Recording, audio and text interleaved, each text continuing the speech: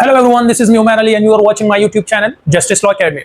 Dear students, in previous classes we actually covered psychology and jurisprudence relation, then we covered ethics and jurisprudence relation, then we covered sociology and jurisprudence relation, etc.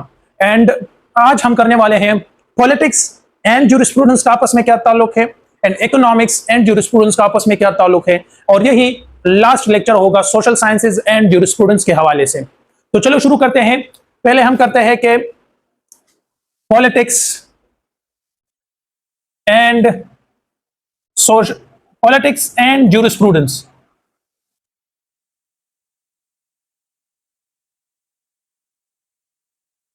तो अगर हम देखें, अगर हम politics को define करना चाहे तो पॉलिटिक्स को हम कुछ यूं डिफाइन कर सकते हैं कि द स्टडी ऑफ गवर्नमेंट। ठीक हो गया। अगर हम ज्यूरिस्प्रूडेंस को डिफाइन करना चाहे द स्टडी ऑफ लॉ। ठीक हो गया। अब गवर्नमेंट और लॉ का आपस में क्या रिलेशन है या क्या रिलेशन बन सकता है, तो इसको समझते हैं। हमारे पास गवर्नमेंट के फंक्शंस आते हैं, जिसमें एक फंक्शन है लेजिस्लेशन, लॉ मेकिंग। ठीक हो गया। अब एक गवर्नमेंट लॉ बनाती है। अब लॉ हम यहां पे स्टडी करते हैं। इट मींस कि लॉ आया गुड है आया बैड है, ये हम स्टडी करते हैं ज्यूरिस्प्रूडेंस में। ठीक हो गया। अब एक गुड और बैड लॉ डिपेंड करता है गवर्नमेंट पे। तो इट मींस कि अगर गुड लॉ बन रही है तो गवर्नमेंट ठीक है, अगर बैड लॉज बन रहे हैं तो गवर्नमेंट ठीक नहीं है। तो इसका पता लगाने के लिए कि गवर्नमेंट में कौन सी खराबी है, गवर्नमेंट में कौन सा फ्लॉ है जिसकी वजह से हमारा लॉ बैड बन रहा है, जिसकी वजह से हमारा लॉ गुड कैरेक्टर लेक कर रहा है, तो उसका पता लगाने के लिए हमें गवर्नमेंट का इल्म होना जरूरी है। इसको एक एग्जांपल से समझते हैं, उससे हमें इन दोनों का रिलेशन बड़ा अच्छा समझ आएगा। लेट्स से हमारे पास एक मशीन है, लेट्स से ये एक मशीन है और ये प्रोड्यूस करता है आइसक्रीम को। ठीक हो गया। अब ये मशीन जो है ये गवर्नमेंट है और ये आइसक्रीम हमारे पास लॉ है। लेट्स से अब ये आइसक्रीम खराब है, इट मींस कि हमारा जो लॉ है वो बैड है। ठीक हो गया। अब जहां से ये बन रहा है इसका मतलब है कि उस मशीनरी में कुछ खराबी है, तो अल्टीमेटली इसको ठीक कराना, इसको ठीक करना, हमें इस मशीनरी को स्टडी करना पड़ेगा, इस मशीनरी के स्ट्रक्चर को जानना पड़ेगा और फिर उसमें जो खराबी है उसको निकालना पड़ेगा। तो अल्टीमेटली हमें ऑब्जेक्ट गवर्नमेंट के बारे में इल्म का होना जरूरी है। तो अगर हम देखें कि हम एक चीज में उस सोर्स को स्टडी कर रहे हैं जहां से एक चीज ओरिजिनेट हो रहा है और दूसरे फील्ड में हम उस ओरिजिनेटेड चीज को पढ़ रहे हैं, तो अब एक ओरिजिनेटेड चीज में अगर खराबी होगी तो हम सोर्स की तरफ जाएंगे। अब अगर हमें सोर्स के बारे में इल्म ही ना हो तो फिर हम उसे ठीक कैसे करेंगे, हम ऐसे कैसे जानेंगे कि वो उसमें क्या फ्लॉज है, उसमें क्या गलतियां है। तो अगर हम देखें तो ये दोनों डीपली रिलेटेड है, बिकॉज ज्यूरिस्प्रूडेंस लॉ के बारे में स्टडी करता है जबकि पॉलिटिक्स उस सोर्स के बारे में स्टडी करता है जहां से लॉ ओरिजिनेट होती है, जहां से लॉज बनते हैं।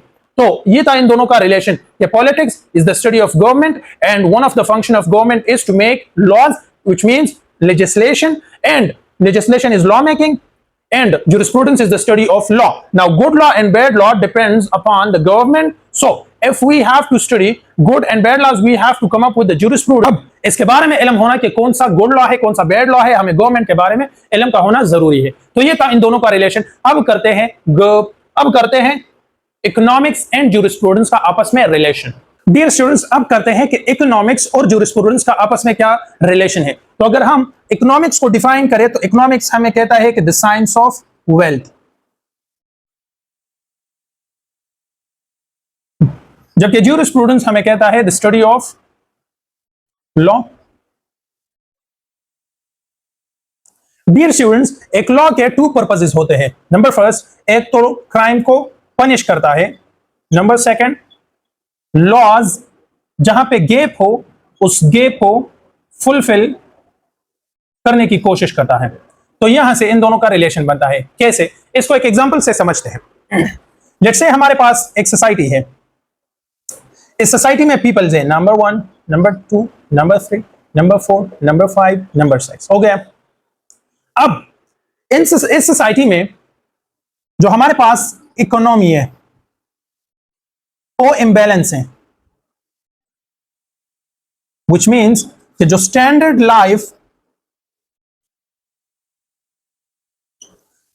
लाइफ गुजारना इन 5 और इन 6 बंदों का फंडामेंटल राइट है, वो इनको यकसा नहीं प्रोवाइड हो रहा, इम्बैलेंस है, कुछ ज्यादा कुछ कम, कुछ ज्यादा कुछ कम। तो यहां पे इस बंदे को लेट से, इस बंदे के पास गाड़ी, बैंक बैलेंस सब कुछ है, इसके पास भी है, लेकिन इसके पास नहीं है, इसके पास नहीं है, और इसके पास भी नहीं है, और इसके पास है। ठीक हो गया। तो अब इन जिन लोगों के पास नहीं है, ये अपना स्टैंडर्ड लाइफ हासिल करने के लिए क्राइम की तरफ मतवज्जा होंगे। ठीक हो गया। फॉर एग्जाम्पल, हमारे पास एक सोसाइटी है और सोसाइटी में बंदे रह रहे हैं। अब उसमें इकोनॉमिक इम्बैलेंस है। इसका मतलब है कि जो डिवीजन ऑफ वेल्थ है या वो सही तरीके से नहीं हो रहा, या अपॉर्चुनिटी सही तरीके से नहीं मिल रहे कि हर कोई बंदा स्टैंडर्ड लाइफ गुजारे। ठीक हो गया। तो अब यहां पे क्या होगा, इन रिजल्ट हमारे पास क्राइम कमिट होगा। अब अगर हम देखें तो इस क्राइम का जो रीजन है, इस क्राइम की जो वजह है, वो है इकोनॉमी इम्बैलेंस या इकोनॉमिक इम्बैलेंस इन सोसाइटी। अब क्राइम, अब लॉ क्या करता है, पहले तो वो क्राइम को पनिश करता है, लेकिन अब एक हमें मालूम हो गया कि एक क्राइम एक रीजन की वजह से आ रहा है, एक क्राइम का एक कॉज है, और वो कॉज हम खत्म कर सकते हैं या उस कॉज को हम इंप्रूव करके कम कर सकते हैं, उस रेशो को।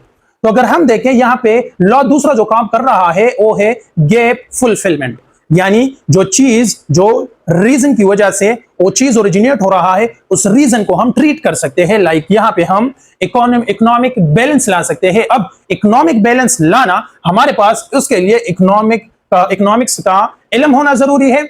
अल्टीमेटली हम फिर इस गैप को फुलफिल कर सकते हैं। अगर हम देखें तो यहां पे एक डीप रिलेशन क्रिएट हो रहा है इकोनॉमिक्स एंड ज्यूरिस्प्रूडेंस का, क्योंकि ज्यूरिस्प्रूडेंस में हम लॉस के बारे में स्टडी करते हैं। Laws carries two purpose, the first one is to punish the crime और to punish the criminal, and the second is to make sure to fill the gap between crime and the reason or the cause of the crime। कि इन दोनों के दरमियान जो space है, why certain crime is committing in a certain society, तो ये fulfil करने के लिए हमें इकोनॉमिक्स की जरूरत पड़ेगी, क्योंकि जितने भी एक माशरे में क्राइम कमिट होते हैं उसका मेन वजह जो है वो बंदे की लेक ऑफ स्टैंडर्ड लाइफ है। अब एक स्टैंडर्ड लाइफ को कैसा मुहैया करें, कैसे एक सोसाइटी में अपॉर्चुनिटीज प्रोवाइड करें, ये सारा कुछ हम पढ़ते हैं इकोनॉमिक्स में, एंड अल्टीमेटली इन दोनों का एक डीप रिलेशन बनता है।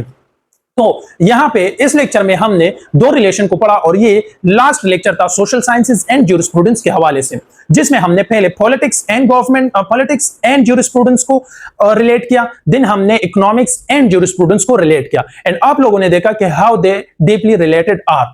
तो डियर स्टूडेंट्स, ये था आज का लेक्चर जिसमें हमने politics and jurisprudence and economics and jurisprudence को रिलेट किया। Thank you so much for watching.